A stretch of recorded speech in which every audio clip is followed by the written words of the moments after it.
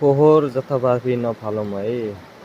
केही हामीले पनि सिक्ने कि खोलाको छेउछेउमा आएर बसेर रमाइलो गर्न त रमाइलो हुन्छ, तर आफूले खाएको जहाँ पाए त्यहीँ चाहिँ नफालौँ होला। जब बाहिरबाट आएको विदेशीले यसरी फोहोर देखेर हेर्नु त कस्तो तरिकाले सफा गर्नुपर्छ, यताउतिको फोहोर सङ्कलन गरेर। प्लस मेरो बाबुले पनि फोहोरहरू सङ्कलन गरेर आएछ। केही सिक्ने हो कि डिसिप्लिन भनेको चाहिन्छ के। आउनुहोस्, रमाउनुहोस्, इन्जोय गर्नुहोस्, तर जहाँ पाए त्यही फोहोर चाहिँ नफाल्नु होला।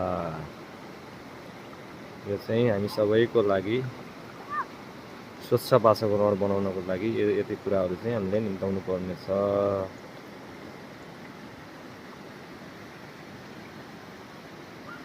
बाबु जाऊ, त्यो फोहोर लिएर आइदेऊ त, जाऊ त्यो।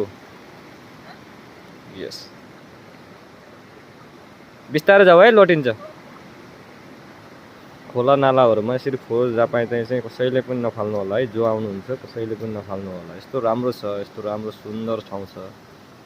यस्तो सुन्दर ठाउँमा आएर गार्बेज जथाभावी फाल्न त भएन नि। आउनुहोस् न, रमाइलो गर्नुहोस्।